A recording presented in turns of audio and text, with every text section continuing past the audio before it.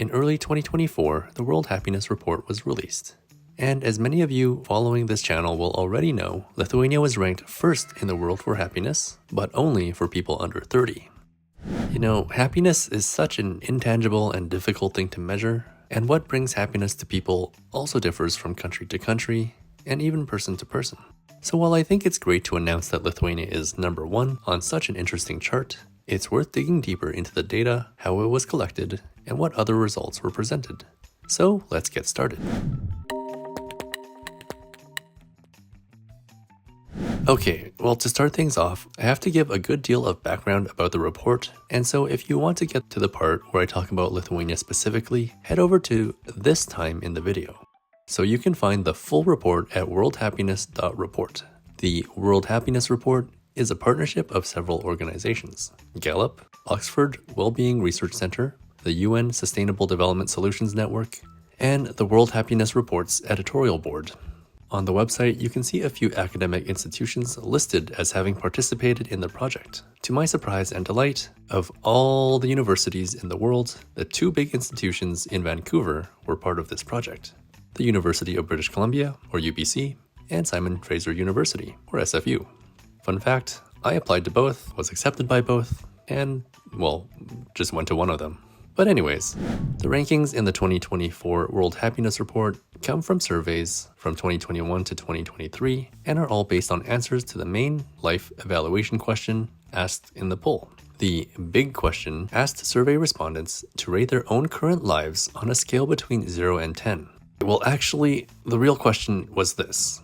Please imagine a ladder with steps numbered from 0 at the bottom to 10 at the top. The top of the ladder represents the best possible life for you, and the bottom of the ladder represents the worst possible life for you. On which step of the ladder would you say you personally feel you stand at this time? The number of people and countries surveyed varies from year to year, but the website says that more than 100,000 people in 130 countries participate each year. If you'll humor me for a few seconds, pause this video and let me know in the comment section what your number is at this very moment. I think I'd put myself somewhere between 8 and 9, I think. So let's get to the actual data. In the case of Lithuania, the overall average ladder score, the life evaluation on a scale of 0 to 10, was actually 6.818 out of 10. This is actually 19th spot in the world rankings. But as I already mentioned, when it comes to young people, anyone under 30, those in Lithuania are the happiest in the world. The average score in this category was 7.759. As a side note, second place was Israel, and when I posted the scores on my Instagram account, some Israelis or Lithuanians in Israel were sure to tell me that there must have been a mistake. Anyways, it's not such a rosy picture for older people in Lithuania. For those aged 60 and above, the average of all survey answers was 5.965. That was even lower than old people in Uzbekistan, which were in 22nd spot with an average score of 6.633. But hey, I have nothing against Uzbekistan, and it's actually a very beautiful country that I've had the privilege of visiting. I just picked a random example higher up on the list that people might find surprising or interesting. As the report states, there is quite a difference between the old and the young of some countries, and, well, Lithuania is the prime example. Moving away from the numbers, what might explain Lithuania's scores specifically? I think everyone's journey is a little different, but then at the same time, the big split because of age seems kind of obvious. But here's what I've gathered from talking to my wife and some other Lithuanians. Well, it took a few decades, but Lithuania is getting up on its feet after about 50 years of Soviet occupation. Now, I can't find it because there have been so many other comments on my YouTube, but I do remember one YouTube comment who said something along the lines of, "It's been 30 years, and Lithuania is still blaming Soviet occupation for its poverty." But then someone else responded to that, highlighting that there is still a difference between the average wealth of East Germany and West Germany. But it's true, change doesn't happen overnight. It took 10 years after the Soviets left for Lithuania to really stabilize and get rid of organized crime that took over the country in that power vacuum. The early 2000s until now have been a very steady journey towards stability and prosperity, helped by investments in education and membership in the European Union and the Schengen area.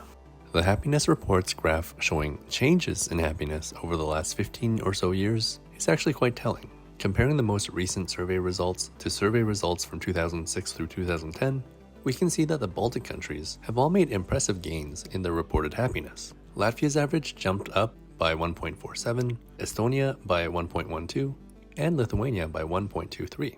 I made a video about a German brigade coming to Lithuania, and one woman commented saying that she was excited to move here with her family.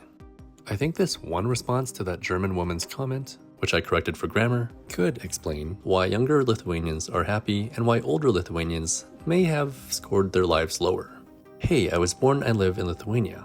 Overall, our country is really nice. Beautiful nature, fishy lakes, nice smelling spring and summer, if you live near nature, outside of town. One and only thing is older people, more like 40 and higher, still have Soviet thinking because they were born in shitty times. Most younger people are really friendly, educated, speak English well, are understandable and helpful. There are some degraded young and older people like in any other country, but it's a very small part. If you're Lithuanian, let me know if you agree with this or not. But yeah, Lithuania's GDP is lower than its Western European counterparts, and there is the occasional corruption scandal, but all in all, the country is a safe place to live, where a comfortable life seems within reach. There is a strong sense of personal freedom, while healthcare and education are decently covered by the government. One Lithuanian I talked to suggests that Russia's invasion of Ukraine, while definitely worrying for Lithuanians, has put things into perspective for many people in the country, and that the freedom and independence that their country has is enjoyed and valued so much more. But as I've said before and will continue to say, everyone has different experiences, and I'm just trying to capture the most common experience. But speaking with another Lithuanian who lives in Cholet, he tells me that since he was young, his parents and other old-timers say that the Soviet times were the best, and the material quality was better. He's told that the money wasn't a lot, but you could buy a lot more than these days. The same person says that he has friends and colleagues who are over 40 years old, and whenever those people get drunk, none of them say that Soviet times were bad. They always say it was the best times when they were young, and add that young adults in their 30s these days aren't that friendly because of high rent and other stuff. Speaking with Lithuanians about why there is this sense of Soviet nostalgia among the older population, I was told that there was a sense of safety under the Soviet system, but only if you were in the right layer of society. Your job was secure, your housing was comfortable, and life problems were minimal. Also, this Soviet nostalgia may just simply be the nostalgia of being young and youthful, and feeling like those younger years were just better overall. There are just a lot of factors to consider, is all I'm saying. Nonetheless, with the collapse of the Soviet Union and its unsustainable economic model, Lithuania had to rebuild its pension system from nothing. And this is why the elderly collect such relatively small government payouts in their retirement. So that, to me, sounds like something that would lower my level of happiness. My wife adds that many younger people left Lithuania to work in other parts of Europe or in the United States. This has left their parents, the older generations, quite lonely, without that sense of family and community support that you might find elsewhere. By the way, feel free to take this as a reminder to call your grandma. Maybe she hasn't heard from you in a while. Contributing to this unhappiness, or at least a symptom that doesn't help, might be alcohol dependency, which has been an issue among some older populations of Lithuania. A report from 2020 noted that Lithuanians aged 45 to 49 at the time accounted for the majority of alcohol-related diseases. And so to wrap it all up, what do you think? Are these good explanations for why young Lithuanians are some of the happiest in the world, while older Lithuanians are unhappier?